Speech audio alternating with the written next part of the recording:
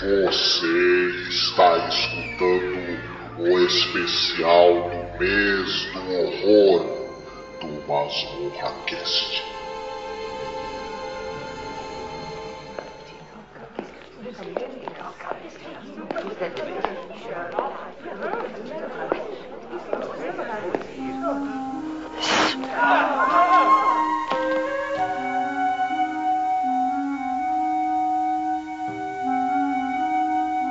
Olá, ouvinte, seja bem-vindo, seja bem-vinde ao nosso podcast do mês do horror.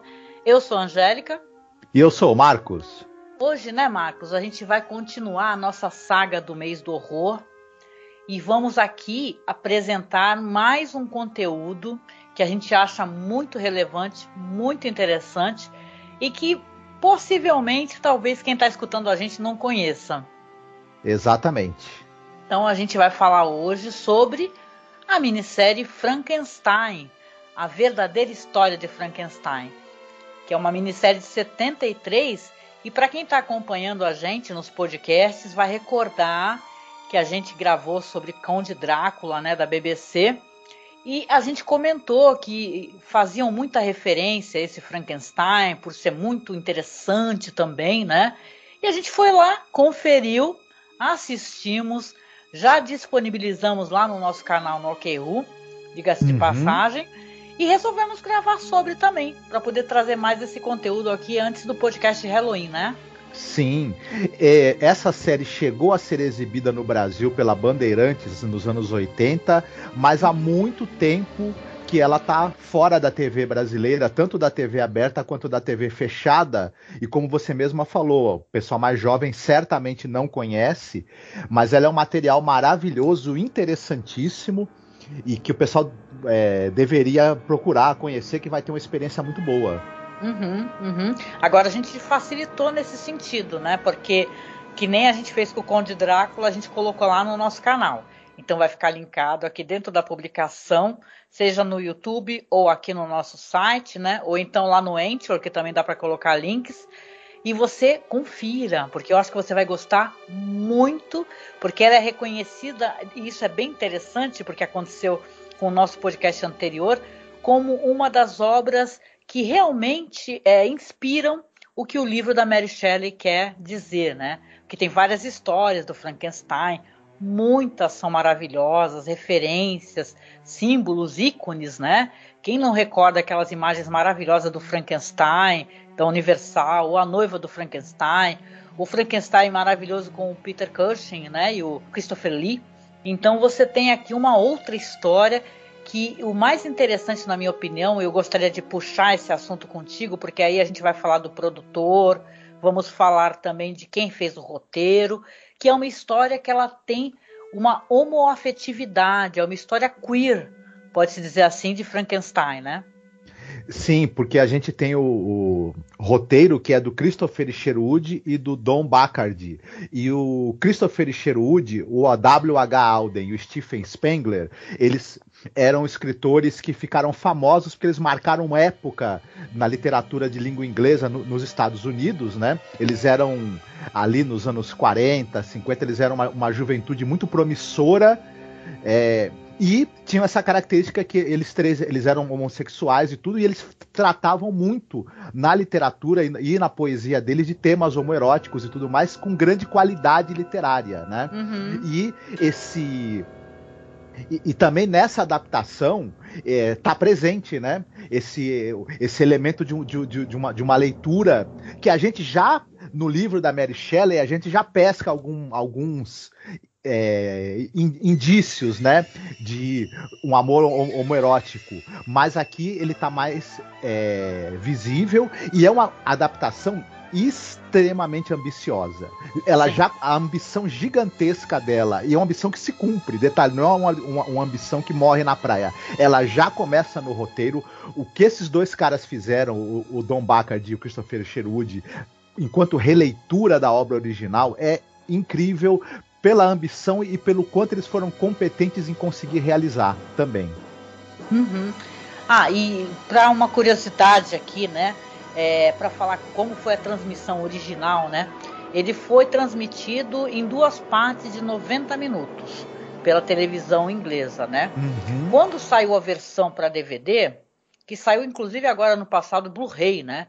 Mas quando saiu a versão em DVD em 2006, eles colocaram ali uma introdução com James Mason, que é um dos atores que participa ali, ele vagando ali no cemitério, que é o cemitério St. John's Wood, né, em Londres, e ele falando sobre a Mary Shelley, falando que ela está enterrada ali, o que não é verdade, né? A Mary Shelley está enterrada no cemitério, no terreno da família dela, né? Mas ele está falando sobre isso, por ser uma história que, na verdade, ela é inglesa, né? E de uma mulher, uma jovem e ambiciosa, né? E muito competente escritora. Então vai ter elementos ali que tem no DVD que eles meio que quebram aquela narrativa clássica, e isso é bem interessante. A gente deixou também no nosso release do canal. Que vale a pena, gente, você assistir, porque é isso que para mim tem uma graça nessa história. Essa história, ela é diferente, né? Eles contam uma história que tem essa história clássica toda do Frankenstein, que é uma história do criador que abandona a criatura, mas nessa história ele não é visto, por exemplo, o Frankenstein como um herói, né? Ele é visto sim como um homem covarde, né? Que acaba pagando pelos erros dele, né? E isso é muito interessante, inclusive se você vai analisar a produção, porque se você tem diretores muito famosos, né? Que são, tipo o John Boorman, né, que a gente gosta muito, o próprio Coppola. Na época que essa história estava sendo ali feita ali a produção e tal, pensado o roteiro, teve um grande orçamento, né, para um filme feito para a televisão. Você tem esses diretores famosos que já vinham, por exemplo, de Deliverance, né? O John Boorman fez Deliverance, o Coppola fez o Apocalipse Now. Então você tem diretores que eles estavam pedindo para poder fazer, né? Só que você vai ter uma direção feita pelo Jack Smite, né?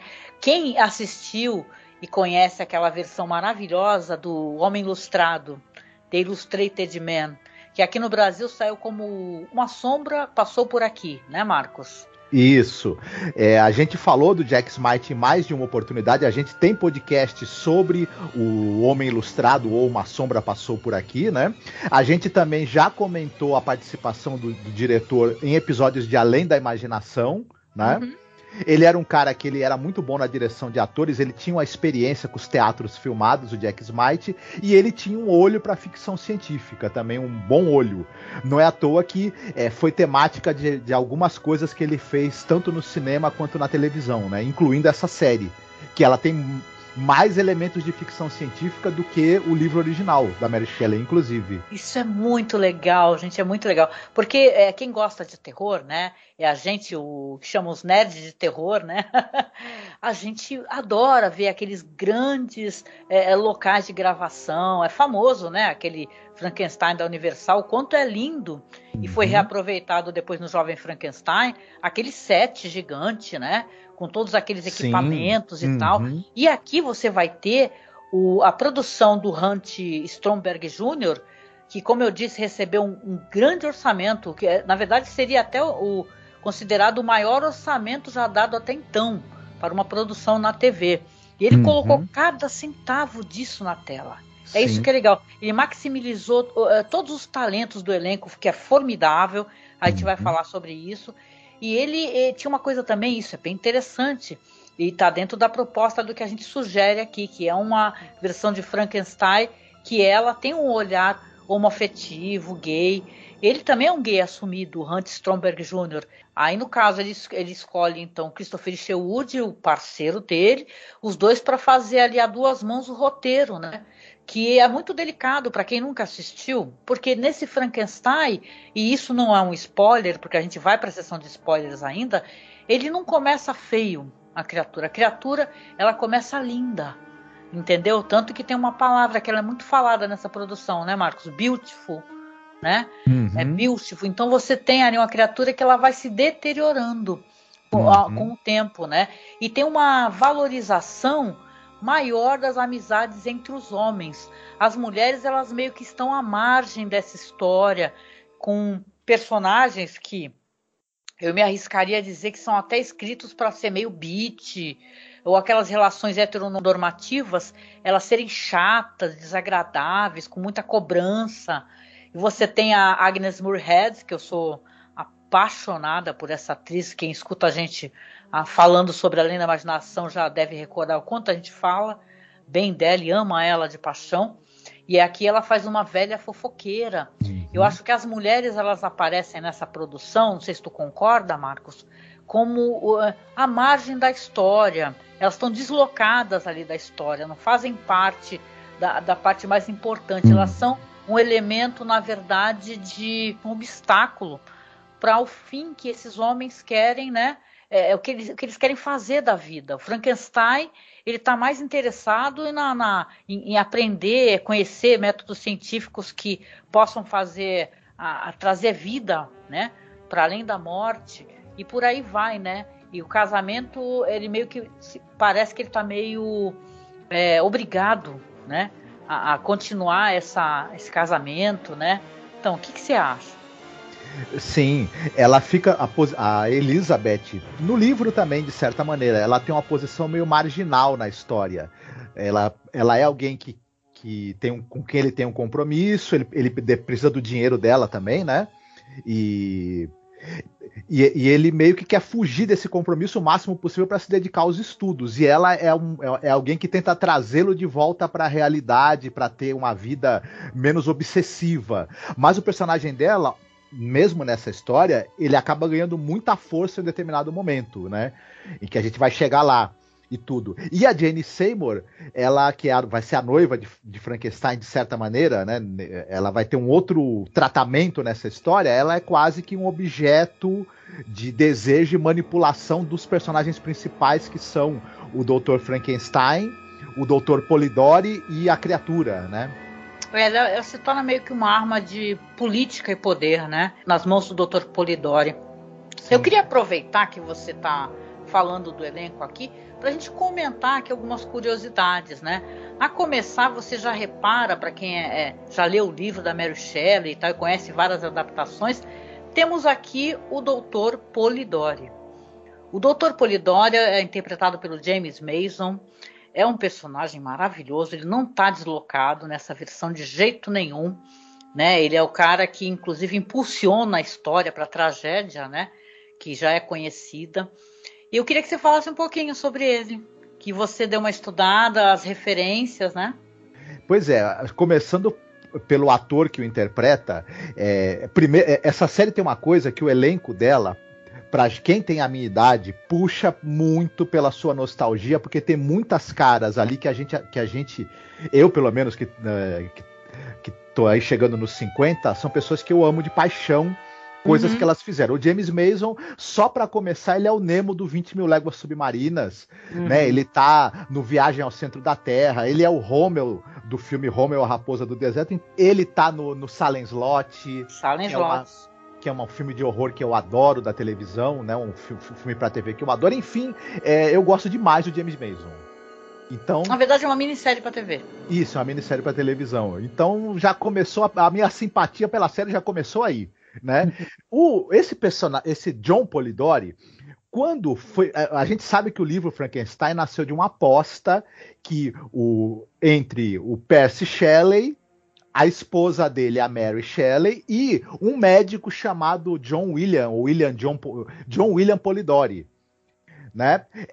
Cada um deles iria escrever um romance, um livro com temática de horror, né? E o melhor ganharia a aposta. A gente sabe que a Mary Shelley escreveu Frankenstein, que foi o que ficou mais famoso dos três, e enfim, é um ícone da cultura mundial, né? Pelo menos da cultura ocidental, dispensa a gente comentar muito. Detalhe, o Percy Shelley, o marido dela, que era um pilantra, estroina da pior espécie, tentou roubar o livro dela, ele tentou publicar o livro com o nome dele, né? E o Dr. William Polidori escreveu O Vampiro, que é uma história clássica de vampiro em língua inglesa, que meio que inaugura essa visão moderna do vampiro, influenciou todo mundo. O Percy Shelley roubou o livro do cara, né? Publicou com o nome dele. E aí teve um processo que, inclusive, o Dr. Polidori perdeu, E hoje foi reconhecida a autoria dele. O livro O Vampiro hoje tem reconhecidamente a autoria do John William Polidori. Hoje é editado com o nome dele e tudo mais, e os créditos justos são dados a ele, né? E tudo. E aí, esse personagem, o Dr. Polidori, ele recebe esse nome em homenagem ao John William Polidori, que a gente já falou aqui, mas ele meio que tem elementos um pouco do mau caratismo do próprio Dr. Frankenstein. E do Dr. Pretorius, né? Da Noiva de Frankenstein, diz que ele é muito inspirado também no Dr. Pretorius. Isso. No filme do James Whale, você tem essa coisa do personagem, do cientista do Dr. Pretorius, que influencia o Dr. Frankenstein a tentar fazer uma outra criatura, né? Que é a noiva lá. E tudo que vai dar muito errado, isso já dá errado também no livro. E, pra mim, aqui ele também tem elementos do Dr. Spallanzani, que é um personagem do E.T.A. Hoffman, que é o cara que cria uma mulher mecânica e fica apresentando ela para a sociedade. Essa coisa do Dr. Polidori, que nós vamos ver aqui, né, quando comentarmos aqui a série, que ele tenta apresentar a mulher que o Dr. Frankenstein ressuscita como sendo uma jovem, ele quer apresentá-la para a sociedade, quer arrumar um bom casamento para ela, para poder também botar a mão no dote e tudo mais. Isso, ele é meio que uma mistura do Dr. Pretorius com o Spallanzani, do Dr. Pretorius do filme do James Whale com o Spallanzani do Hoffman. É um personagem maravilhoso, esse da série, vivido com categoria pelo James Mason, como sempre, né? E a gente vai poder falar já dessa atuação mais em breve. Ele rouba o filme, ele tá maravilhoso, James Mason. Né, muito bom. Também tem o Leonard Whiting, que faz o Dr. Victor Frankenstein. Esse ator custou um pouco para mim. De nome eu até sabia, já tinha lido uma resenha que ele era o ator de Romeu e Julieta, do Zeffirelli. Só que ele tá um pouco diferente, né? Porque ele no Romeu e Julieta, ele fez esse papel 4 anos antes de fazer esse filme aqui em 73. Mas ele tá diferente, ele tá com um ar um pouco mais duro, assim, ele envelheceu, né? E eu achei muito interessante quando eu fui pesquisar um pouco sobre o Leonard Whiting, né? Que ele é conhecido por Romeu e Julieta e é uma pessoa que, não sei, ele começou no teatro, né? Ele tinha uma banda de rock, foi interpretar aquele personagem Oliver, né? Foi meio descoberto ali, se apresentando com a banda dele, né?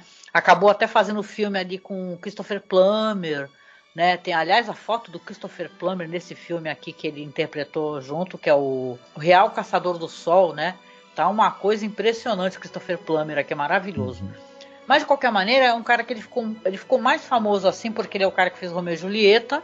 E depois a carreira dele não foi muito assim pra frente, né? Quando ele fez em 73 o Victor Frankenstein, ele chamou atenção, a série chamou muita atenção, fez um tremendo sucesso. Mas a carreira dele, né, Marcos, não decolou, não continuou, né? Ele acabou se voltando novamente para o teatro, isso eu acho muito interessante. Enquanto ator, enquanto roteirista, né? Tem um filme chamado Social Suicidal, que é estrelado pela India Aisley, que é a filha da Olivia Hussey, né? Que era a Julieta desse filme do Zeffirelli. E aí, no caso, eles acabam se reencontrando, tanto a Olivia Hussey como o Leonard Whiting, né? Ficou meio bloco, assim, de por onde andará, né? O Leonard Whiting, né? Mas ele tá ótimo fazendo esse Frankenstein, que, como eu disse, mostra ele pelo que ele é. Ele não é um herói dessa história, entendeu? Ele não é alguém que você fica, assim, apiedado dele, fala assim, nossa, tadinho. Não, ele é um covarde. Entendeu? Ele só não é um vilão, assim, mas ele é uma pessoa fraca, visivelmente fraca, e isso é interessante, porque se você tem aquele Kenneth Branagh, por exemplo, né? Vamos botar uma versão ao lado da outra, vamos fazer essa brincadeira, como a gente fez com Drácula de Bram Stoker, você tem o Frankenstein de Mary Shelley. E aí, cara, você vê o quanto você consegue simpatizar pelo Kenneth Branagh, né? E tal. É uma produção que você entende ele como herói, talvez. O que você acha? Exatamente. Nessa adaptação que nós estamos comentando, eu acho muito correto essa história do personagem do Dr. Frankenstein, ele ser um personagem omisso, covarde, relutante e apagado, porque ele é muito isso no livro. O livro da Mary Shelley deixa muitas lacunas. A gente sabe do que acontece com ele, porque o capitão do navio que tá indo pro Ártico tá mandando cartas pra irmã contando que ele encontra ali no Ártico esse fulano, o tal do Dr. Frankenstein, o cara tá meio doente, delirando e conta essa história pra ele. A gente intui, o livro é muito sobre o medo que o Dr. Frankenstein tem do que a criatura vai fazer com ele e com a família dele. Ele o tempo todo ele é um medroso no livro. Ele é uma figura apagada. E, muito justamente nessa série, o Christopher Sherwood, ele entendeu muito bem esse personagem, na minha opinião. Então ele é um cara meio que, de certa forma, ele é segundo plano na história. Ele nunca é o protagonista. Ele é alguém que se deixa levar, que é meio que dominado por personalidades muito mais fortes e dominantes do que a dele na história. E aí não dá para simpatizar com ele. A gente até torce para que não aconteça o pior com ele, mas dado o quanto ele é omisso e covarde e relutante, a gente sabe que vai acontecer o pior, né? E é muito bom isso. Eu achei que ele é muito bem feito, esse personagem, e muito bem desenvolvido aqui nesse roteiro. Olha, concordo demais contigo, viu? E falando também, porque é legal, gente, eu sou apaixonada por ela. Quem não é, né, na nossa cidade, você falou muito bem. Eu acho que essa série, ela vai conversar principalmente com quem é um pouquinho mais velho, porque são filmes que a gente assistia, que a gente assistiu várias vezes e tal, né? Até brinquei contigo, né, conversando que às vezes o pessoal pensa em Romeu e Julieta, e quem é um pouco mais jovem vai pensar no filme do Leonardo DiCaprio, né? Uhum. A gente vai lembrar do filme do Zeffirelli, né? Queria falar para vocês também sobre a Jane Seymour, né, que ela faz um papel aqui absolutamente maravilhoso. Se tivesse assim uma enquete assim de noivas de Frankenstein, eu colocaria com certeza a Jane Seymour lá para cima, porque aqui ela faz a prima, né, que era a Agatha. Antes a gente vai explicar, né, que é um papel diferente também do papel ali que a Mary Shelley escreveu. Mas ela faz um papel de uma espécie de boneca que fica copiando o que a outra faz, e é de uma coisa assustadora, sabe? Meio vilanesca. Me lembra muito quem assiste esses filmes, quem assiste aquele filme lá, o Cemitério Maldito, do Stephen King, e o livro também, principalmente, aquele negócio de quando a pessoa volta dos mortos, e isso tem, né, na história lá do King, no filme, inclusive, que a pessoa volta do mal. E eu fico com essa impressão, porque você tem essa personagem que a Jane Seymour interpreta, a Agatha, que ela é doce, gentil, uma graça, né? E quando ela volta como seria, né, entre aspas, ali a noiva do Frankenstein, porque ela não é nessa adaptação aqui, ela é a prima, né, que o Polidori está ali querendo apresentar para a sociedade, ela tá malvada, né, Marcos? Uhum. Eu acho até que tem um pouco desse personagem no Penny Dreadful, inclusive, né? Se concordo a gente for contigo. Pensar. Uhum. Mas ela realmente ela é um personagem que ela tem uma leitura bem diferente do que tem no livro. Eu acho muito interessante o que foi feito mesmo. Tem um subtexto aí, a gente não entrou ainda em detalhes da história, mas a criatura, né, quando ele é ressuscitado, ele aos poucos ele vai deixando de ser uma pessoa boa e o que vai acontecendo com ele vai tornando ele uma pessoa má, cruel, assassina. E a gente percebe que esse personagem da Jane Seymour, que é a noiva, que ela também é a mulher que vai ser ressuscitada, ela aos poucos vai sendo corrompida e vai querendo se tornar má, manipuladora e etc. A gente tem um subtexto aí de o que faz isso com essas criaturas são as outras pessoas, né? Na verdade, eles são pessoas que já não tiveram possibilidade de ter infância, já nasceram adultos, e essa inocência deles está pronta para ser corrompida num piscar de olhos. Na verdade, pela maldade que os cerca, que é a maldade dos seres humanos comuns. Né? Eles são bem influenciáveis, né? Isso. Você tem a impressão que ela, talvez, se não tivesse a influência negativa do Polidori, talvez, né, não é certeza, ela fosse um pouco melhor, né? Mas aqui ela mete medo, né? Ela é muito estranha a personagem, né? A gente vai falar sobre isso.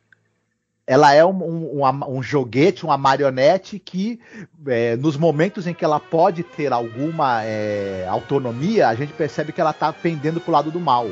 É um personagem muito interessante, muito curioso, e vivido por essa atriz, a Jane Seymour, que Também é um rosto clássico de Hollywood e da TV americana também, né?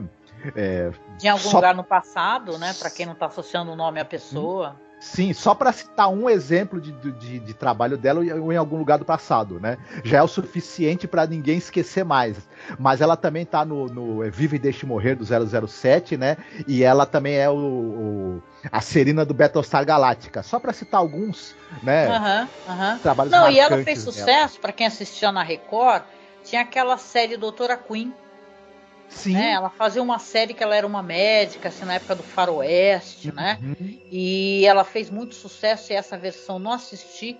Ela interpretou a Maria Callas numa minissérie sobre o Onassis. Então você tem em 88 ela interpretando a Maria Callas. Ela é um rosto muito marcante. Hoje em dia, se você vai no Instagram da Jane Seymour, ela é uma beldade, assim, ela é uma mulher lindíssima, né? E parece que ela tem o que chamam aquele joie de vivre, né? Olha eu falando francês, que chique, né? Mas ela tem aquela alegria de viver, ela tem um frescor, né? Isso é muito bonito, né? Na Jane Seymour, né? Que ela tá com o quê? Ela deve estar com o quê? 60 e poucos anos, né? Creio eu, né? Por aí, né? E ela tá maravilhosa. Só pra contar. Ela é uma pessoa que, além dela continuar estando muito bonita, quando você vê entrevistas com ela, ela continua sendo uma pessoa que você mesma falou, ela é uma pessoa bem-humorada, com uma visão muito otimista das coisas e tudo mais. É interessante mesmo, alguém que envelheceu bem, aparentemente por dentro também, né? Não só por fora. Queria que, para terminar aqui, antes da gente passar para o tópico, né, que a gente vai, você falasse um pouquinho sobre o David McCallum, que ele faz o Dr. Henry Clerval, que é o amigo, né, do Frankenstein, que nessa produção aqui é um cientista, que ele conhecerá essa técnica aí de ressurgimento. Tem o Michael Sarrazin, é importantíssimo, é o papel, é o ator que faz a criatura. No filme do Frankenstein, né, original, você tem a brincadeira de que não falam o nome da criatura, né, não mostram quem é o ator, né, tem uma interrogação. Quem está assistindo os créditos iniciais do Frankenstein, aí tá assim, criatura, interrogação. Aqui você tem o nome, ele passa o nome dele, Michael Sarrazin, mas não tem a fotinha, porque começa com fotinhas, assim, dentro de uma florzinha. E no final também não mostram. Isso que eu achei engraçado. O Michael Sarrazin não aparece a fotinha dele junto com dos outros atores que aparecem nas aberturas ou nos créditos finais, né? Então achei isso divertido. Tem esses atores aí, como eu falei, tem a Agnes Moorehead, tem o David McCallum e tem a Clarissa K. Mason, né? E aí, você quer comentar um pouquinho sobre esses atores? Sim. O David McCallum, o pessoal, claro que vai lembrar, acho que o papel que ele se imortalizou, ele era o Kuriakin do Agente da Uncle, né? Você tinha o Napoleão Solo, que era o Robert Vaughan, e ele, que era o Ilya Kuryakin. E, enfim, essa série muito sucesso, uma série que marcou muita época, exibida também no Brasil. Ele também era daquela série que passou no Brasil, O Homem Invisível. Ele é o Judas Iscariotes da maior história de todos os tempos, e ele era uma cara quase que onipresente na TV americana nos anos 70, 80. Ele participou de muita coisa, de muitas séries, muitos filmes, enfim, aquele eterno loiro com aquele cabelo meio Chanel, com aquele rosto muito característico dele, de aquela cara de bom moço que ele tinha, né? Então, enfim, é um sujeito, um ator muito... Ele era um ator também de muita... A atuação dele era de muita qualidade, ele era um excelente ator, né? E... Também eu gostei demais da participação, além de trazer essa coisa da nostalgia, que é um rosto que acompanhou a minha juventude vendo filmes e séries na televisão. Eu adorei a atuação dele nessa série também. Ele provou mais uma vez que era um grande ator, né? A gente tem a Nicola Paghetti, que faz a Elizabeth, que ela é uma atriz de origem egípcia. E o papel mais famoso dela, além dessa série, é na série dos anos 70, da Ana Karenina, da BBC, que é a versão, uma das mais elogiadas, né? Uma das adaptações mais elogiadas, e ela foi uma das melhores Anas Kareninas que você teve aí adaptadas para o audiovisual. Enfim, E eu acho que nessa série também aqui da Frankenstein, a história verdadeira, ela também mostra que ela é um monstro atuando. Pra mim foi um dos papéis que eu achei, foi uma das melhores atuações que teve nessa série, na minha opinião. Apesar do personagem dela ser um tanto quanto secundário na trama, ou até bem secundário, a hora em que ela entra em cena e que ela começa a atuar, ela rouba a cena de tal maneira que você não consegue olhar para mais nenhum outro lado que não seja pro dela, né? Ela é realmente uma figura impressionante. A criatura é vivida pelo Michael Sarrazin. Esse cara, ele é um ator de origem canadense e ele começou no cinema ali no meio dos anos 60, mas ainda nos anos 60 ele fez alguns filmes importantes, A Praia dos Desejos, A Noite dos Desesperados. Ele era um cara que ele tinha uma formação muito sólida, é um ator que estudou no Actors Studio, e ele era uma figura impressionante, era um cara de 1,90 m, com aqueles enormes olhos, né, amendoados, famosos, e aqueles lábios finos. Então ele era uma figura que logo chamou a atenção. Ele participou de séries como O Homem da Virgínia, por exemplo. Ele tem uma longa carreira na TV americana, a participação em 1 milhão de séries que você possa imaginar, em filmes também famosos, mais nos anos 60 e 70. Depois ele vai para a televisão e ele tá, até ele morrer, ele continua atuando na TV, né? Em tudo série que você possa imaginar. Um baita de um ator. E era uma figura importante também. Ele trabalhou com grandes atores e atrizes aí nos anos 60, 70, né? Mas é uma figura que ficou meio esquecida. Quando ele passou para a televisão, ele fazia papéis em séries não tão famosas e o pessoal não lembra muito dele. Uhum. Ai, caramba, que pena, né? Uhum. Ele também, outra coisa, ele é o Peter Proud daquele filme de terror maravilhoso que é A Reencarnação de Peter Proud. Olha, eu acho que eu não assisti. É um clássico do terror dos anos 70, filmaço, e ele é o protagonista, né? Então quem gosta de horror vai lembrar dele com certeza também desse filme. Ah, que maneiro, que maneiro. Pô, eu queria, antes da gente ir pra parte que tem spoilers, né? Só mencionar mais uma coisa que eu acho isso bonito e eu acho interessante. A gente tem o que? No ano passado, 2020, saiu o Blu-ray, né? Finalmente. Aqui, nada disso sai no Brasil. Mas nos Estados Unidos e tal, saiu o Blu-ray, né? E esse Blu-ray, ele tá com os comentários de um cara muito interessante. Não sei se você já ouviu falar, mas tem o diretor, o Sean Irving, né? Esse diretor, ele é diretor daquelas Loucas Aventuras de Elvira, que é a continuação do Elvira, Rainha das Trevas, né? E ele é um diretor gay. O que acontece nessa versão que saiu para Blu-ray? Então, não tem os comentários do diretor que costumam ter nos DVDs?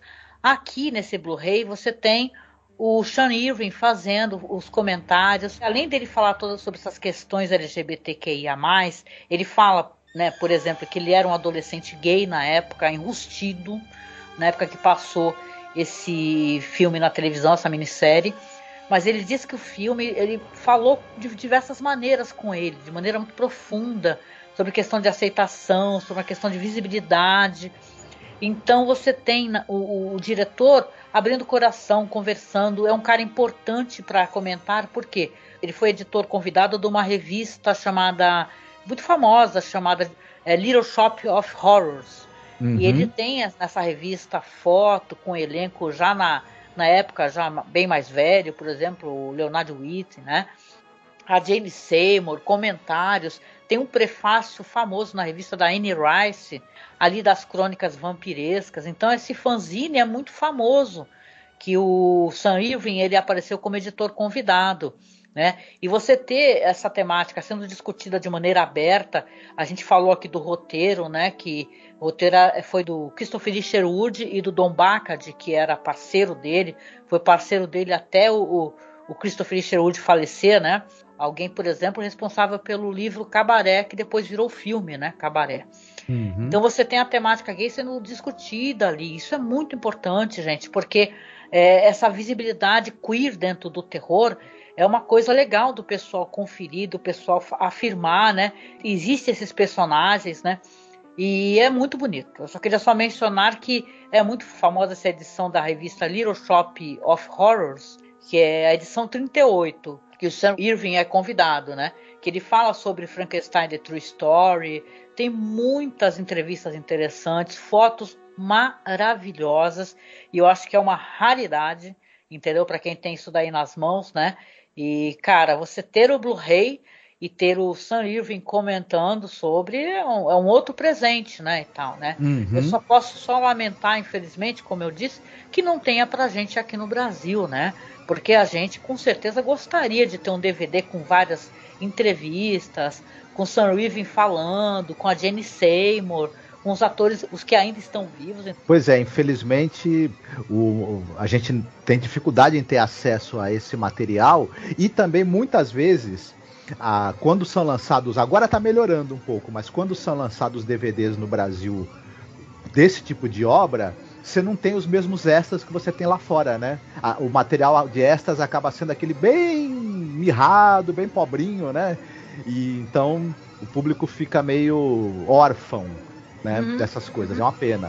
O público aqui no Brasil, infelizmente, né? Sim, sim.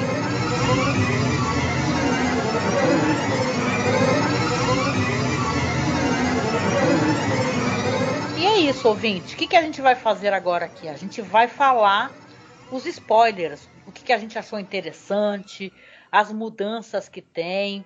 Então, você é convidado, como a gente falou lá no Conde Drácula, a assistir, viu? É longo, mas é tão rápido, né, Marcos? Acho que a gente deu uma sentada aqui para assistir contigo.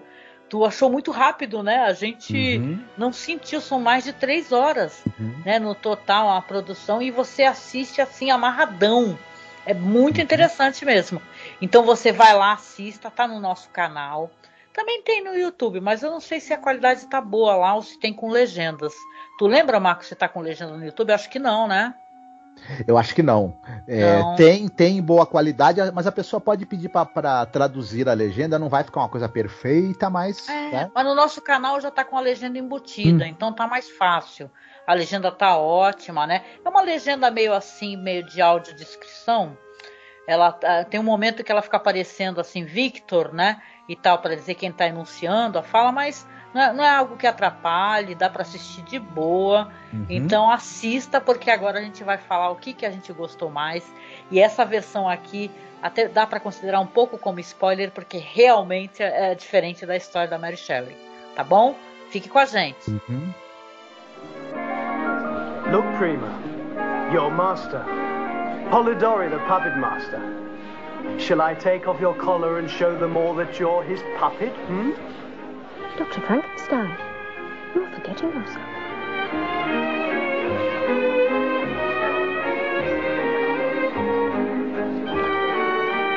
Excuse me, may I have this dance?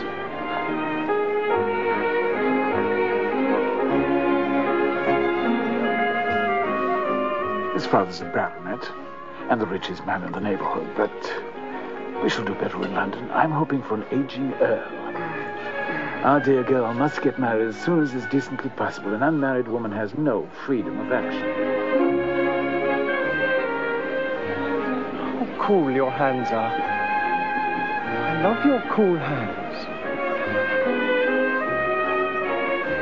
Once she has entered society with a husband, I shall have to find her the right lover. That will be far harder.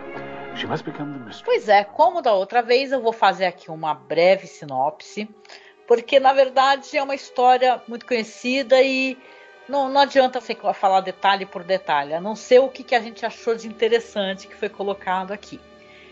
A história do Victor Frankenstein, você vai ter ali uma história começando com Victor Frankenstein, a sua noiva, a Elizabeth, e ele está ali fazendo, sei lá, um piquenique, conversando com ela, ela está lendo. O irmão dele está num barco, assim, num lago, e infelizmente se afoga, né? O Victor não consegue chegar a tempo, o irmão acaba se afogando. Você tem depois o Victor já no enterro dele, né? Na igreja, na verdade, com o padre falando sobre a sua ressurreição e a vida, e tal, aqueles textos bíblicos. E todo esse começo do filme, ele vai ser passado com muita rapidez, porque na verdade o interesse ali não é isso exatamente em si, né? O começo dessa história, todo aquele preâmbulo, né? Por que o Victor...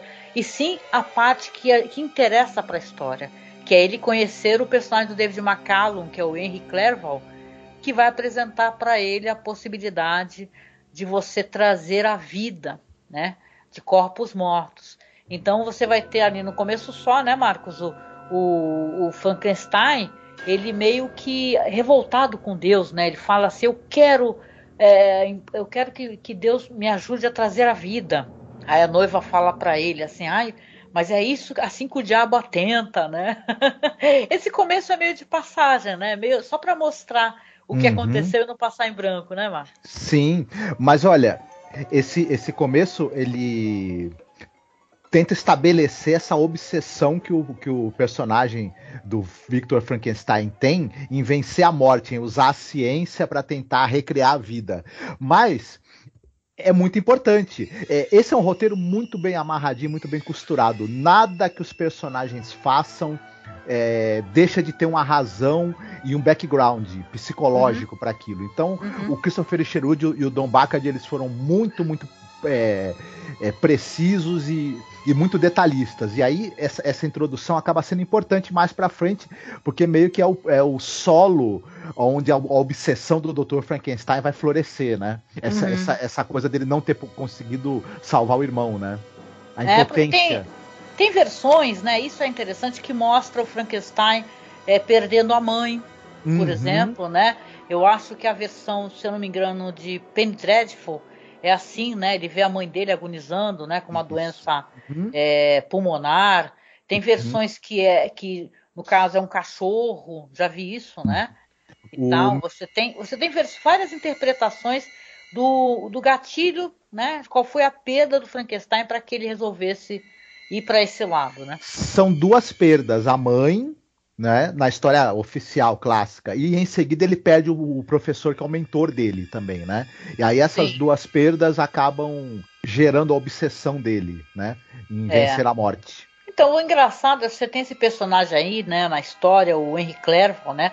Porque na história que é mais conhecida em outras adaptações, ele é um amigo, né, do Frankenstein, depois inclusive alguém que junto com a noiva dele vai atrás do Frankenstein, que ele sumiu. Aqui ele é retratado enquanto um cientista, né? E daí que você vai vendo que essa história, ela não se presta a fazer ali um copia-cola do que é conhecido da história da Mary Shelley, sim contar uma nova história a partir dali, porque esse personagem é um misantropo, né? É um cara que ele não consegue, inclusive, conviver com as pessoas de maneira fácil, né? O David Kellon está interpretando ele como um cara que, inclusive, não suporta a noiva do Frankenstein, né? Quando ela vai lá visitá-lo. E aí a gente tem essa coisa, como você mesma disse, né? Ele é um personagem muito enigmático. Ele é uma pessoa que não gosta de companhia humana, né? Principalmente de companhia feminina, e ele é um absorto nesse... E é interessante isso, porque o Frankenstein, o Dr. Frankenstein, ele tem essa coisa de querer vencer a morte, só que a gente enxerga ele como um cara jovem demais para ter todo o conhecimento necessário. O Christopher Sherwood e o Bacard, eles acertaram essa questão, essa lacuna que tem no roteiro. Na verdade, ele continua o trabalho de um cara mais experiente, com mais recursos do que ele, com muito mais tempo, que já estava pesquisando. Ele pega a pesquisa do cara no meio, ele vira assistente do cara. E quando o cara morrer, que é o que vai acontecer, ele vai completar, né, esse passo que falta. É interessante porque é introduzido o elemento de que ele se utiliza de energia solar. Tem uma ciência e uma ficção científica nessa produção que ela é muitíssimo fascinante. É impossível não ficar fascinado, porque você vai ter ele convidando o Frankenstein, né? O Frankenstein, ele socorre uma pessoa que sofreu um acidente, um cara que está prestes a perder o braço, e é até engraçado, porque o Dr. Clerval, ele vai falar assim, que braço maravilhoso, porque ele já está de olho no braço do cara que se acidentou para poder fazer as experiências dele, né? E você vai ter esse trabalhando, porque você tem muito isso na história nas adaptações que tem da Mary Shelley, de você trabalhar com energia elétrica, né? Energia que vem dos raios, né? mas aqui vai ter energia solar. Achei isso muito fascinante. Uhum. Vai ser energia solar que vai impulsionar a vida nessa criatura. Eu queria, só antes da gente sair dessa questão aqui do Dr.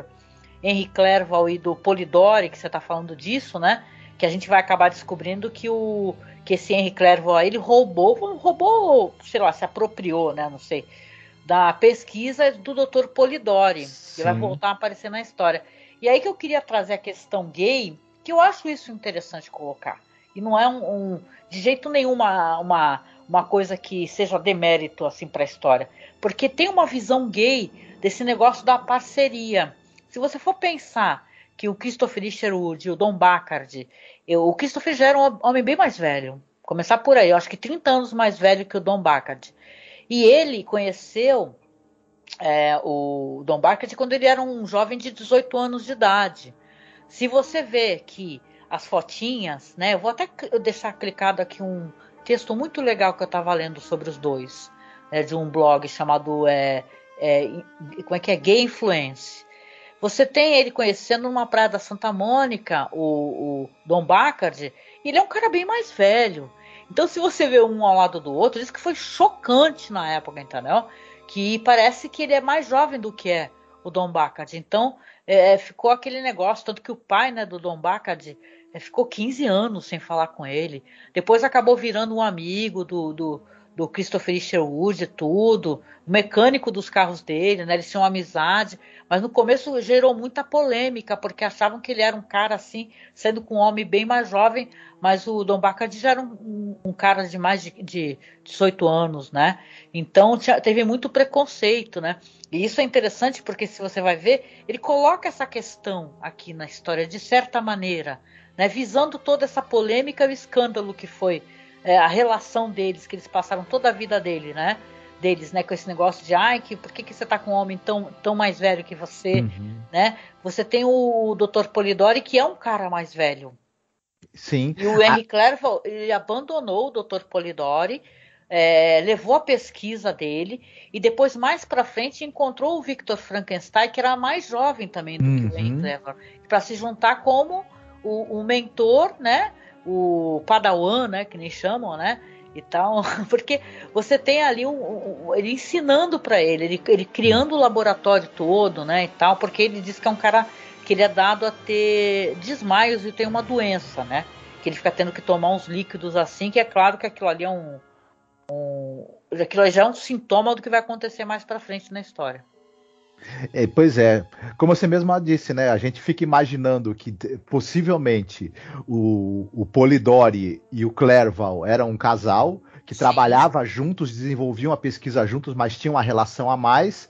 O Henry Clerval rompe com o Dr. Polidori, mas acho que não é nenhuma questão dele ter roubado a pesquisa do cara. Eles começam a divergir, porque é muito interessante isso nessa história. Há uma discussão sobre as possibilidades. Eu posso usar energia solar, eu posso usar energia elétrica, pode ser química, né? Os banhos químicos utilizados para tratar os corpos, para depois. Tem toda essa discussão. Além disso ser discutido em palavras, também é mostrado.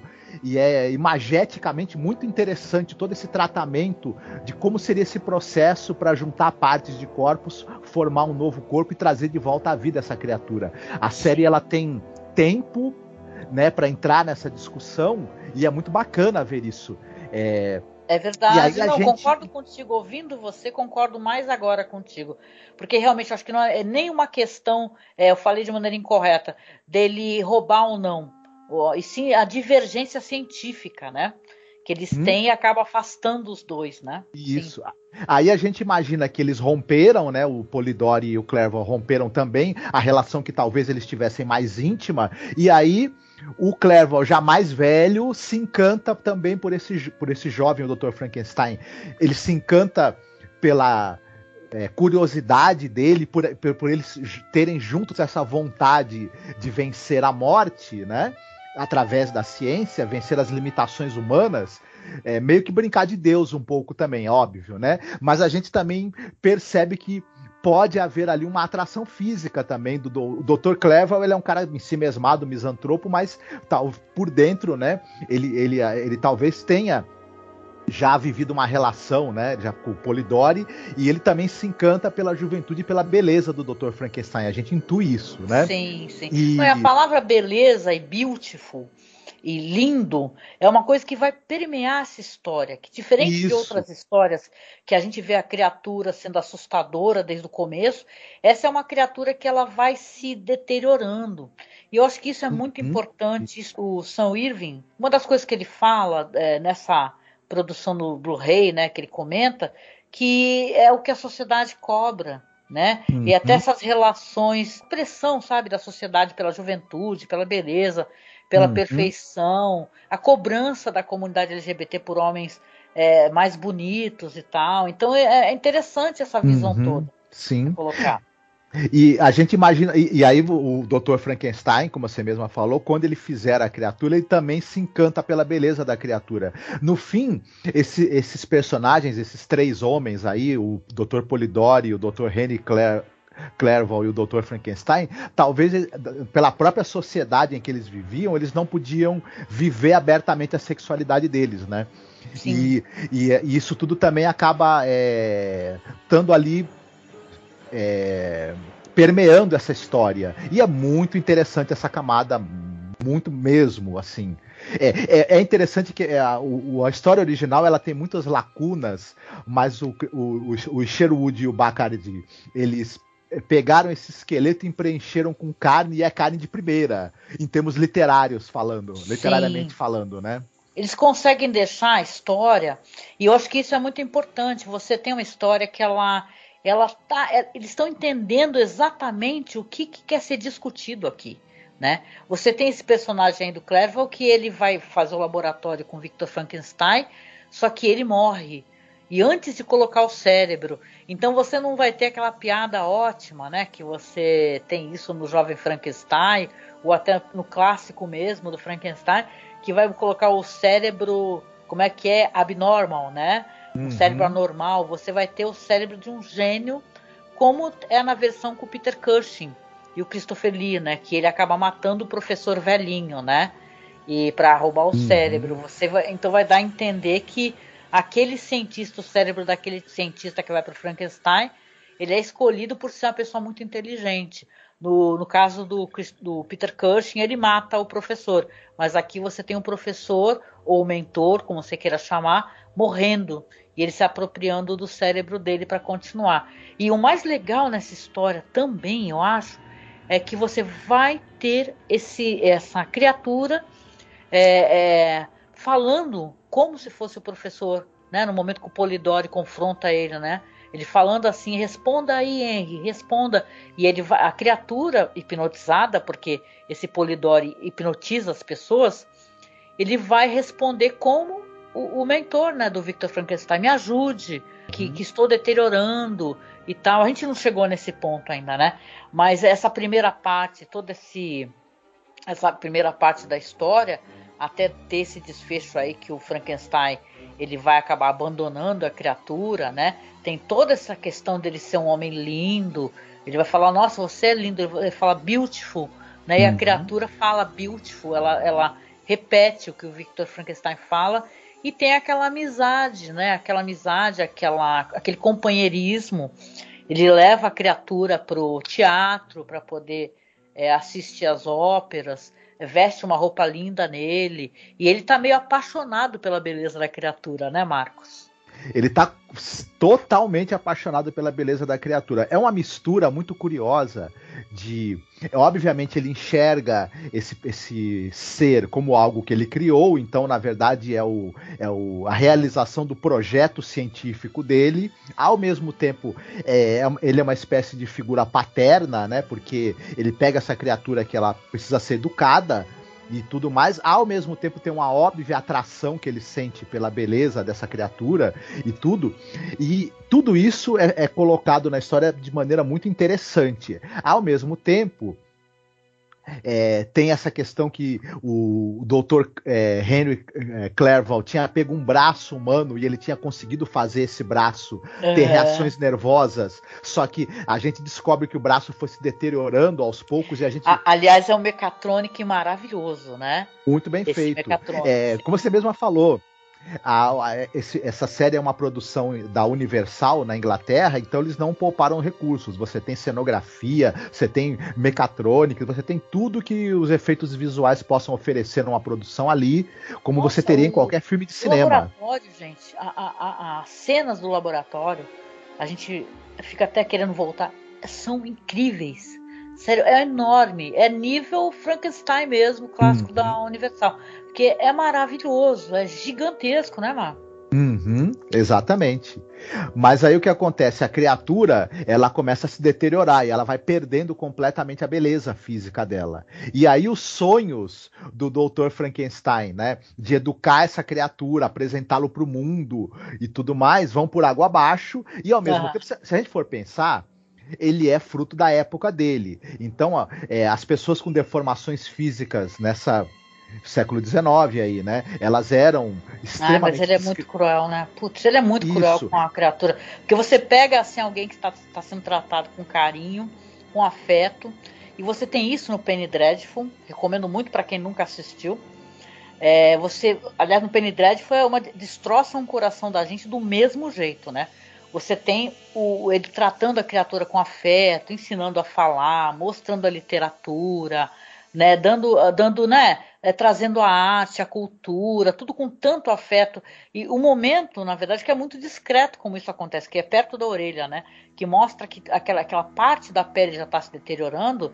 Nossa, ele já muda o comportamento de um jeito. Sim. É de uma crueldade, né? Eu fiquei muito chocada com a crueldade desse Frankenstein, como ele mostra, como ele é cruel com a criatura, sabe? E o Leonard Whiting, ele é um ótimo ator. Ele é maravilhoso. Ele, imediatamente, aquele encanto que ele transmitia com o olhar, ele fica com um olhar duro, indiferente. Ele é aquele cara que... Ele se torna, do momento pro outro, aquele pai que só... mantém o filho por obrigação, tolera, mas uma hora que ele grita, fala assim, sente-se, seu maldito. Aí a criatura até repete ele, né, porque ela mimetiza as coisas que ele faz ou que ele fala, e vai ter isso depois mais pra frente, de outra maneira, mas ele repete, fala, sente-se, seu maldito. Ele vira pro Frankenstein e fala. E é muito triste você ver o que acontece com a relação deles. Ele quebra todos os espelhos, não quer mais mostrar pra criatura, e a criatura não sabe o que está acontecendo, né? Mas repara que está sendo isolado, e o Frankenstein não quer mais levar ele para o teatro, o Frankenstein não deixa mais ele ser visto pelas pessoas, a senhoria da casa lá, ela é impedida de entrar de qualquer maneira no quarto que eles estão. E a criatura, ela vai começar a interiorizar essa autoimagem. Já que eu sou horroroso, eu sou um monstro, eu vou ser um monstro de... Não, mas ele não sabe. E eu tô sendo rejeitado. Nessa versão aqui... Nessa versão, ele, quando ele vê o que aconteceu com ele, como é que tá a aparência dele, ele pega um pedaço de espelho, né? E ele vê a aparência dele. Primeiro é a senhoria que consegue entrar, a Agnes Moorehead, né? Que ela consegue entrar e ela se choca e grita e tem uma síncope, né? Mas ele não sabe o que ele tá feio ainda, né? Ele só vai descobrir depois, quando ele tenta ir pro teatro. Isso. E o Frankenstein não deixa, né? Leva ele de volta para casa. E aí sim ele vai olhar e vai se ver o quanto ele está derretendo, né? A pele está se lacerando, está todo ferido, e ele resolve se matar, né? É triste essa cena também. Sim, mas ele não vai conseguir, obviamente, né? E aos poucos as sucessivas rejeições vão fazendo com que ele se torne uma criatura amarga, violenta e homicida mesmo.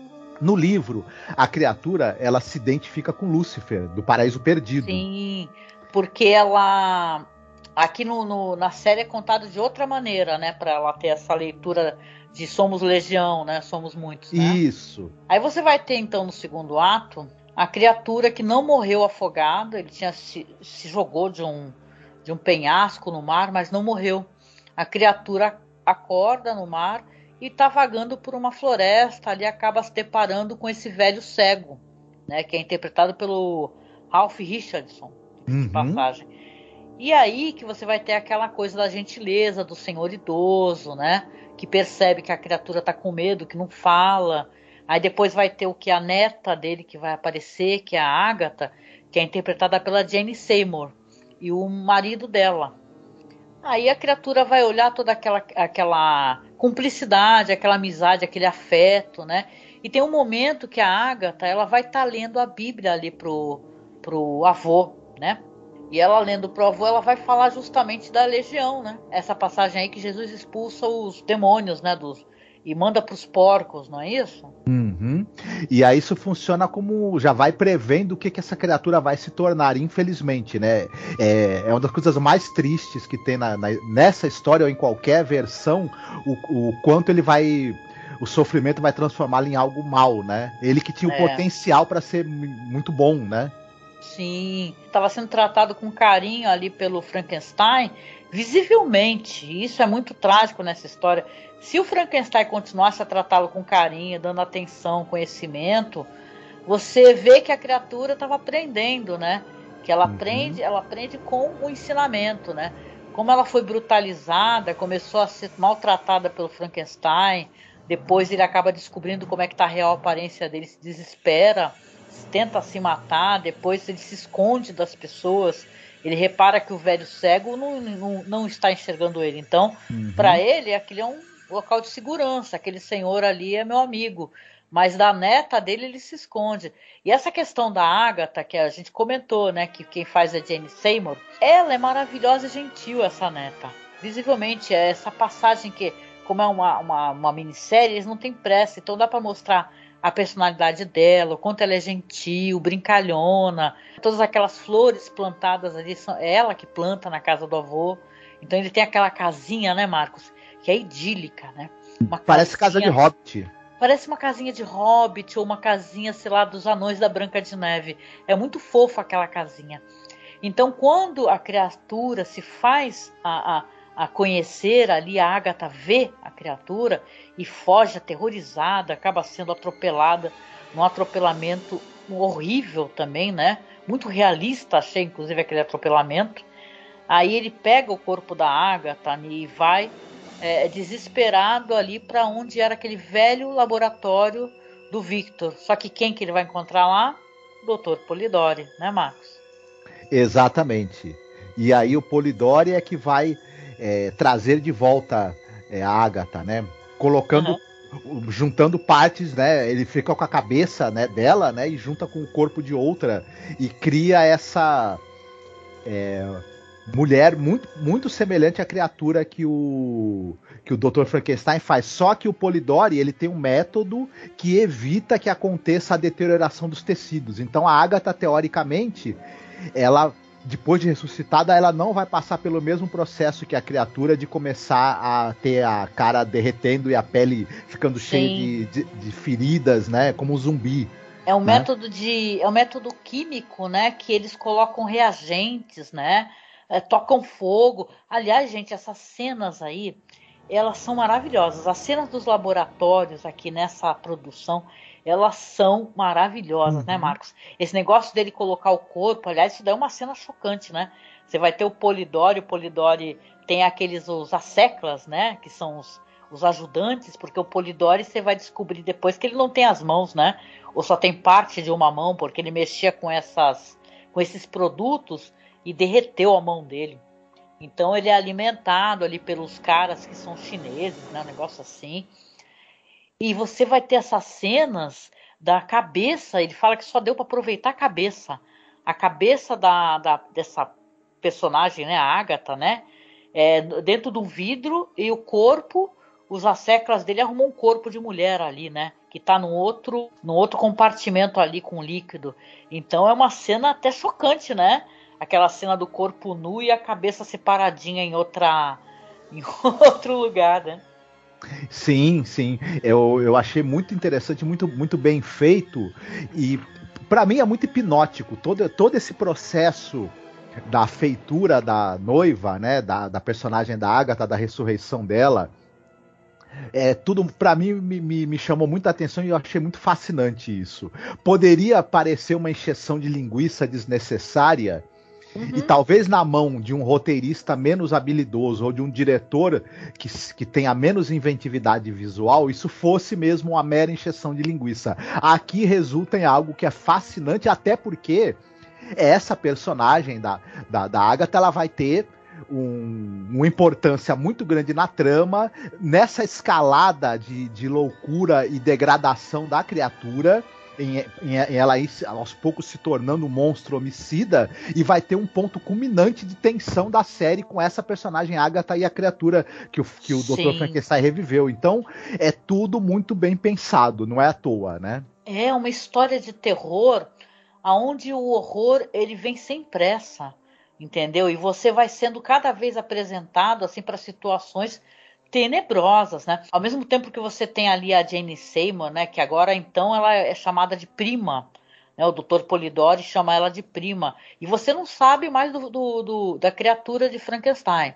Fala assim, a história vai assumir um outro lado, assim, vai mostrar um outro aspecto, e você fica se perguntando, cadê a criatura, né? Porque na história original você tem a criatura exigindo do Frankenstein que ele faça uma noiva, né? Você vai ter, então, de novo o Polidori, ele procurando o Victor Frankenstein bem na data do casamento dele, o que é uma sacanagem, né, de qualquer maneira. Indo atrás dele para chantageá-lo, né, Marcos? Para fazer com que ele vá fazer a construção dessa mulher, né, que no futuro vai ser a prima, né?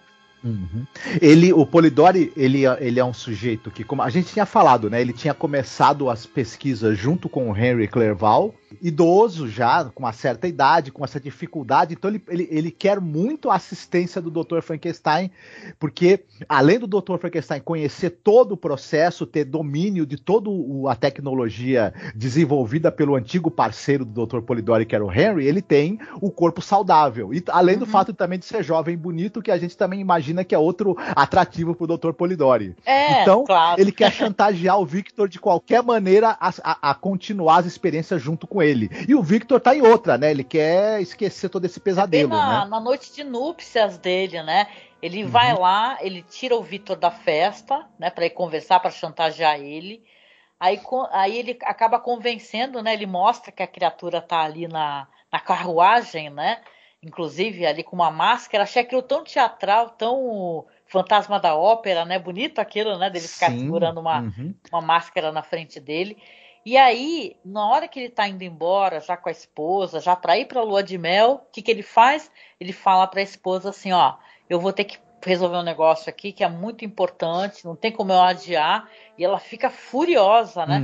E ele vai lá, então, ajudar o Polidori a fazer todo esse tratamento químico aí, né? Fazer a cirurgia, fazer a costura, né? Costurar a cabeça no corpo e dar aqueles tratamentos químicos ali que vão trazer a vida para esse corpo aí que vai se tornar, então, ela deixa de ser Agatha, vai ser a prima, né?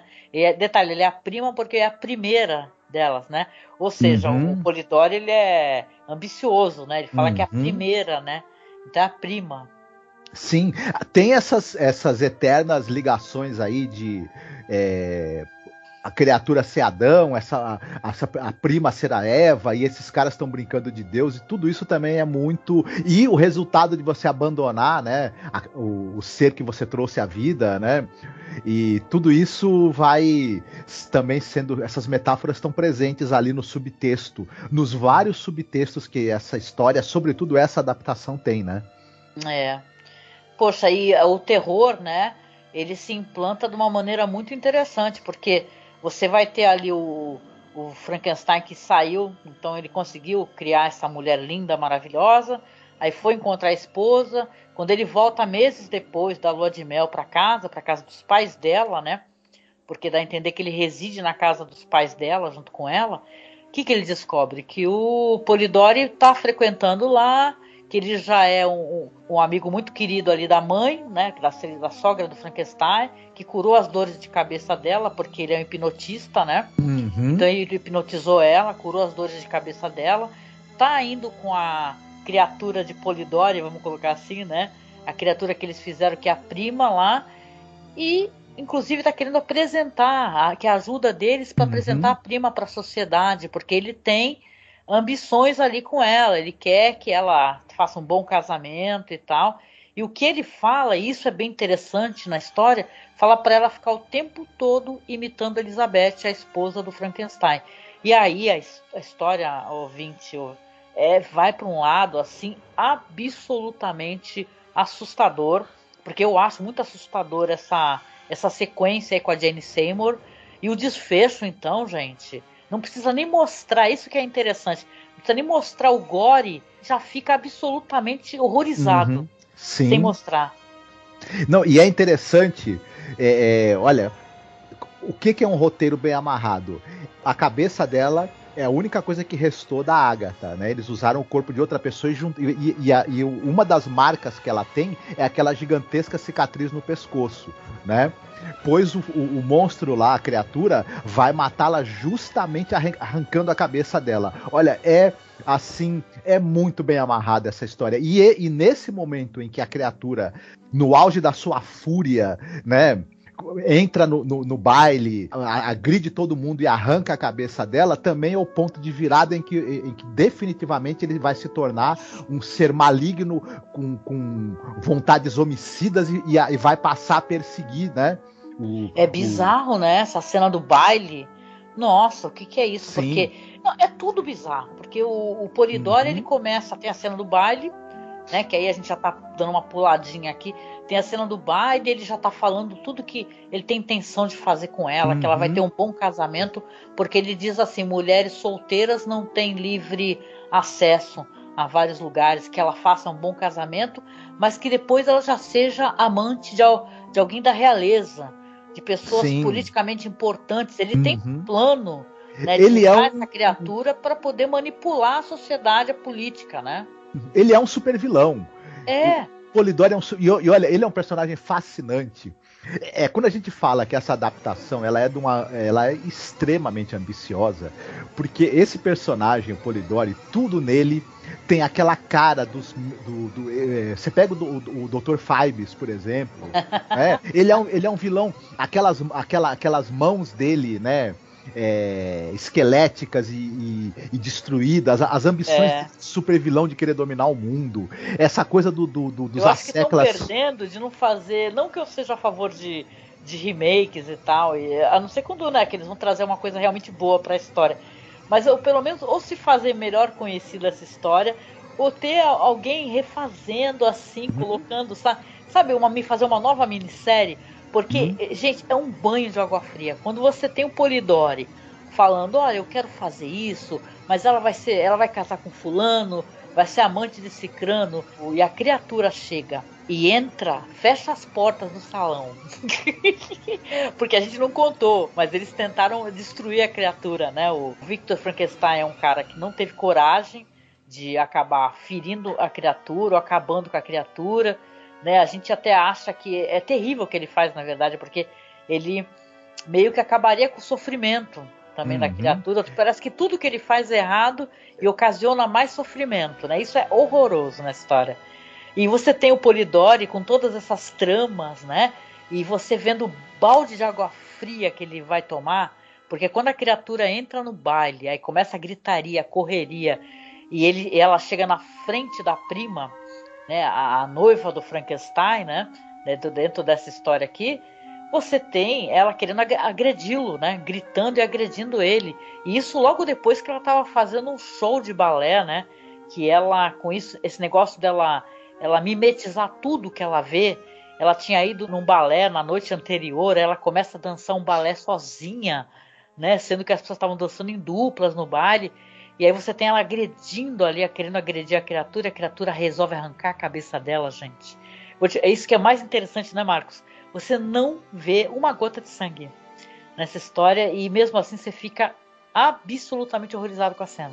Exatamente, ela é chocante, mas ela é chocante também por todo o background dela. Ela é construída num passo muito seguro dentro da trama para se chegar nesse momento apoteótico, né? E muito bom, muito bom. Olha, a construção dessa história, eu só tenho elogios a esse roteiro, sabe? É muito legal mesmo. E é magnética, né? Você fica caralho, né? Assistindo assim, chocado. Sim, ele é filosoficamente... Esse roteiro, ele é filosoficamente interessante. Ele aprofunda todas as discussões do livro. Ao mesmo tempo, ele introduz elementos daquele horror, né? Mais gótico e exagerado. O melhor do horror gótico, cara.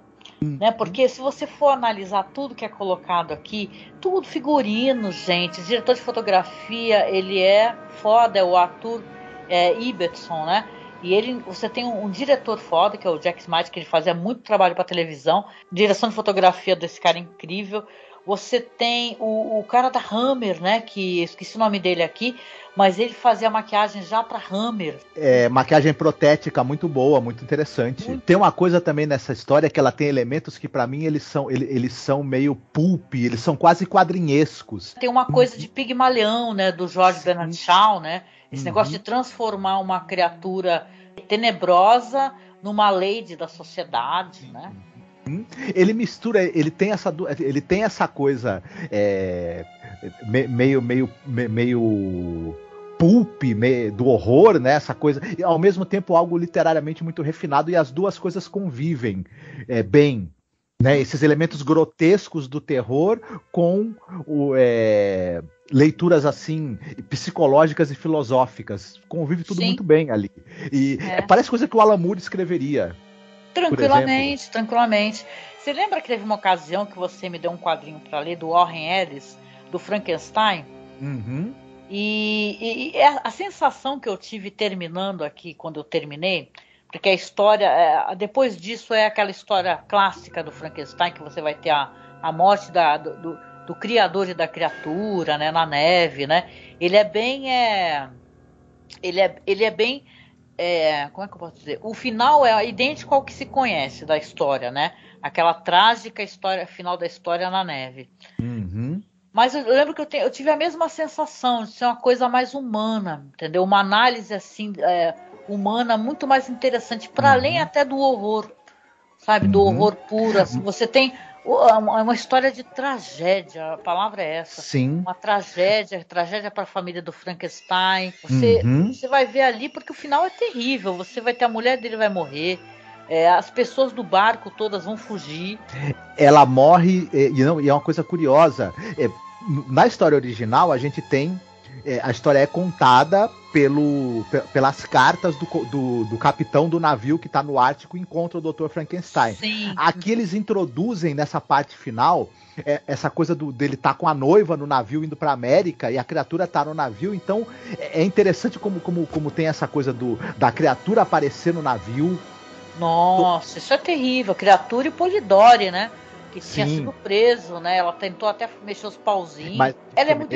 Assim, é uma história, uma leitura também, do quanto as pessoas com privilégio, elas acham que pode fugir também de certas situações, porque ela entrega o Polidori, né? Fala pra ele que ele tá envolvido, ele tá preso, só que ela não sabe, mas o Polidori é um hipnotista, então ele é capaz de colocar na cabeça das pessoas, né? O que as pessoas quiserem.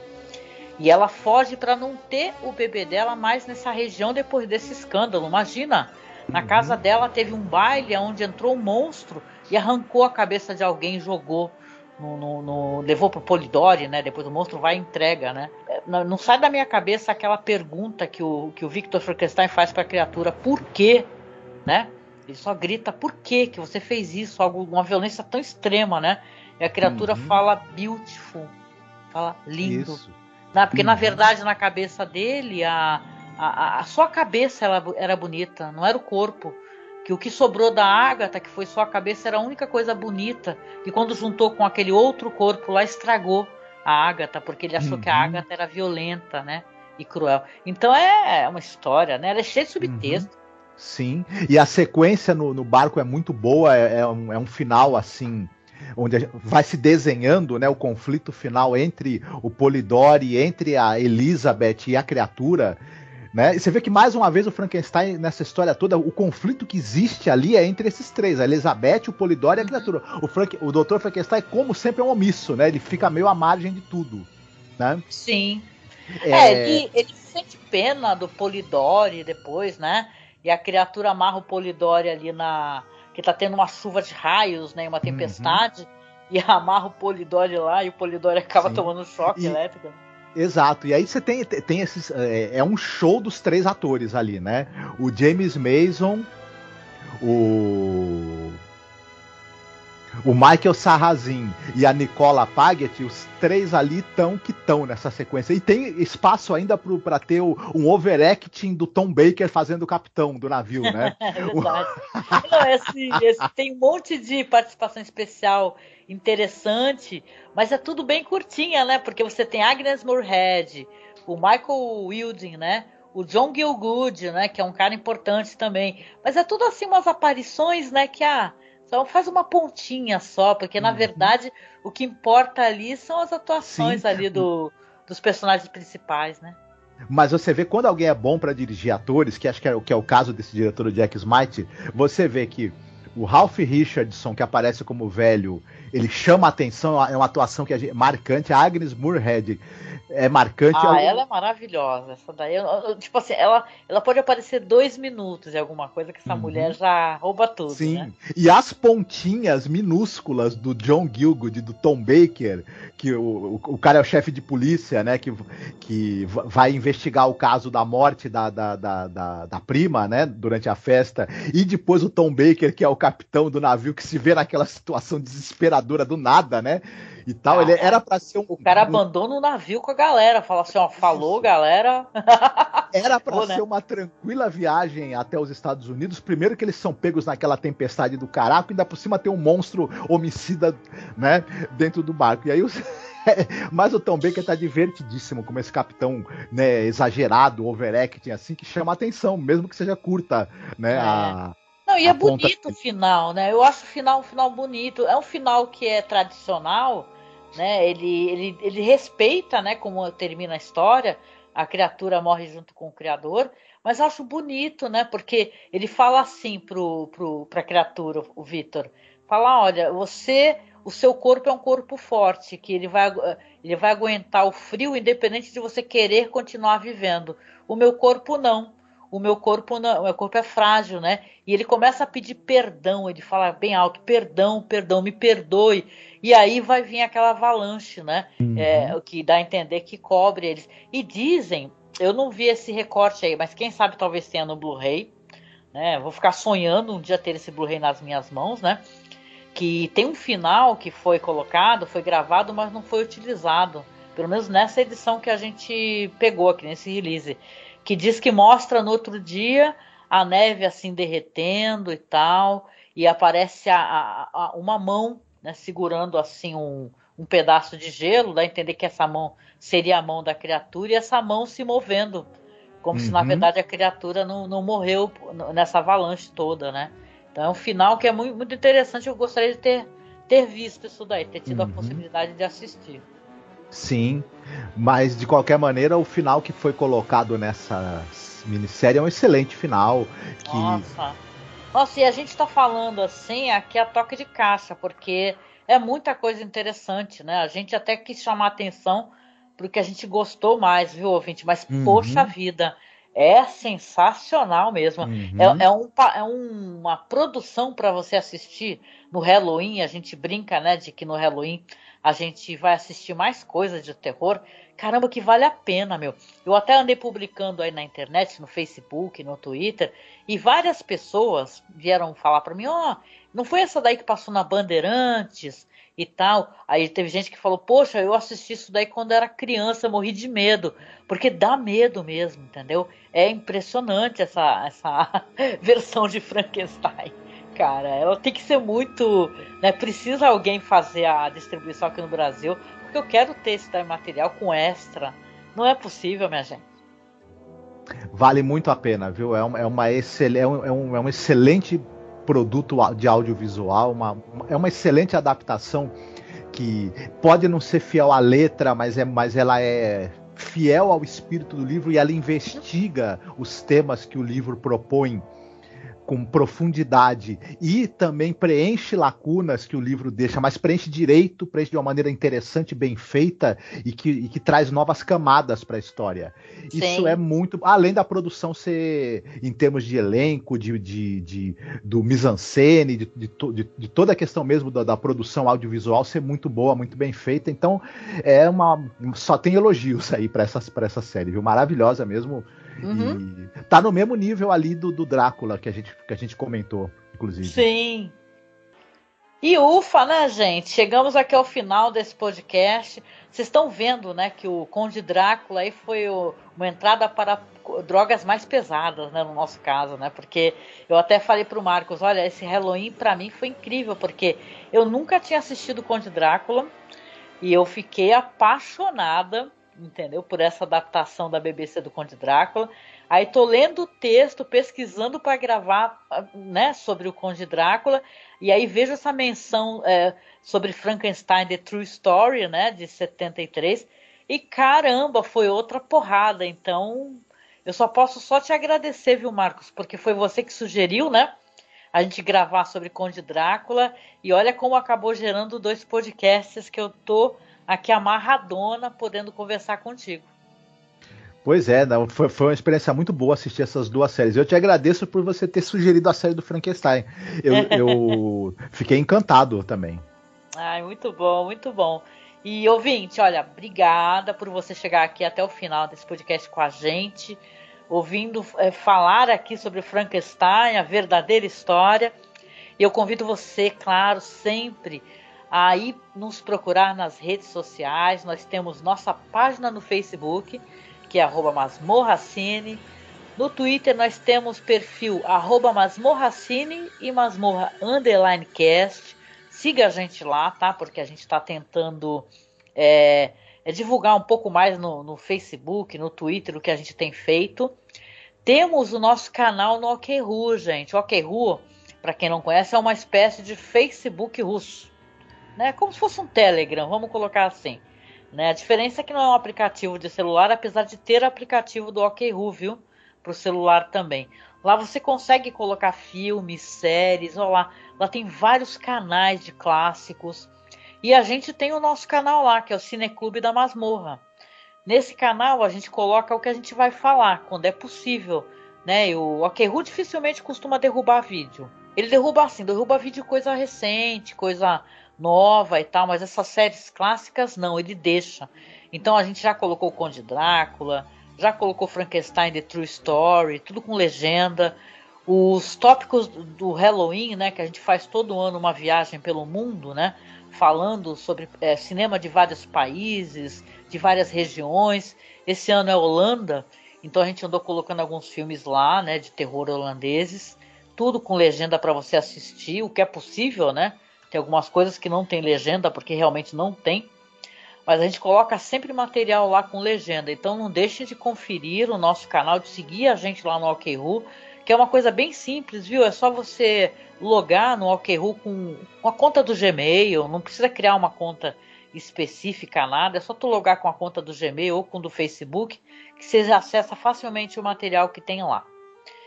E a gente agora tem que avisar, né? O nosso feed, ele anda com problema, tá? Ele funciona, mas anda com problema, que é o Masmorracine. Mas a gente criou um novo feed chamado Cineclube da Masmorra. Nesse feed todos os podcasts estão atualizados, bonitinho, organizados, porque agora a gente deixou todo o material de cinema, aqueles especiais que a gente faz de cinema clássico, tudo nesse feed, Cineclube da Masmorra. E além da imaginação, que a gente faz esses podcasts de The Twilight Zone, a gente deixou num feed chamado Além da Imaginação Podcast. Então você pode acessar, assinar esses 2 feeds, tá? Cineclube da Masmorra e Além da Imaginação Podcast, que a gente vai ter separadamente aí esse material, porque como são muitos podcasts da Além da Imaginação, a gente achou melhor separar do nosso feed convencional, tá? Então tem 2 materiais separados, que são 2 materiais incríveis, né? Vale a pena você conhecer tanto um como o outro, mas aí a gente deixou separadinho. E o Masmorracine nós estamos levando enquanto dá, mas eu acho que esse feed tá dando problema, porque tá dando problema no site, infelizmente, tá? Mas sem risco, gente, é só seguir a gente e procurar a gente em todos os aplicativos como Cineclube da Masmorra, tá? E claro, a gente sempre convida no final você a ser o nosso padrinho ou a nossa madrinha. A gente usa esses valores que recebe para fazer o pagamento do servidor, né? Porque a gente paga ainda esse servidor para poder tentar resolver problemas de equipamento. É muito, muito importante você tentar nos patrocinar, né? Tem podcasts muito maiores do que a gente aí por aí, né? Que são muito bem patrocinados. A gente tem 12 anos nessa internet, mas temos pouquíssimo patrocínio, tá? Então, se você gosta do material que a gente realiza aqui, que a gente faz, você não quer que a gente pare, se você puder, patrocine a gente, seja o nosso padrinho, pode ser com valor de 5, 10, 20 reais, já ajuda, né, Marcos? A Sim. gente a manter, né? Se você puder fazer isso, faça. Procure aí a gente no Padrim, vai ficar o link aqui abaixo, ou no Colabore Aí, tá? E também temos o Pix. O Pix a gente pode receber sua doação diretamente, sem nenhum desconto, e a gente, é claro, fica muito, muito grato se você puder ajudar. Mas se você não puder, você tá duro que nem a gente, não tem problema. Compartilhe esse podcast, compartilhe esse vídeo, divulga o nosso trabalho, nos ajuda a divulgar, que isso também não tem preço, né, Marcos? Com certeza. A divulgação também tem seu grande valor e grande importância pra gente. Sim, muito. E a gente vem chegando no final aqui do podcast, mandando para você aquele abraço gostoso, aquele beijo, falando para você se cuidar, viu? Continue se cuidando, que a gente vai sair dessa pandemia. E a gente se encontra aí no próximo podcast, que eu acho que esse daí então já vai ser o de Halloween, né, Marcos? Sim, com certeza. Então, beijo e até mais, minha gente. Fiquem bem, se cuidem. Tchau, tchau.